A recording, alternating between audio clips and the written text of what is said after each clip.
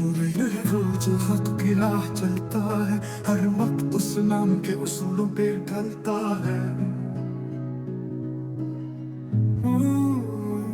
مومن ہے وہ جو ماں باپ کرتا ہے، تو بچوں سے پیار، بڑوں کا احترام، انسانوں کا خیال۔ مومن ہے وہ جو دوسروں کا ہاتھ بٹاتا ہے، مصیبت میں اپنے دوستوں کو حوصلہ دلاتا ہے۔ مومن کی نظر میں ہر دل عزیز ہے، دانائی میں آگے، بہادری میں بے شمار۔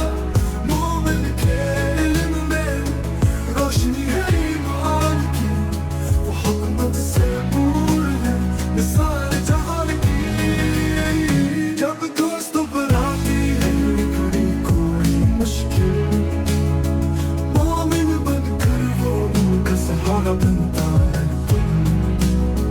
وہ سمجھتا ہے ان کا سبق، ہم کو صداقت۔ مومن ہے جس میں ہے شفقت اور صلاحیت، مومن کے کام ہے سب کے لیے ایک نصیحت۔ اسلام کی راہ پہ چلنا یہ ہے اس کی حقیقت، مومن کی زندگی ہے خدمت و احسان کی مثال، سب کا مددگار، ہر وقت ہر حال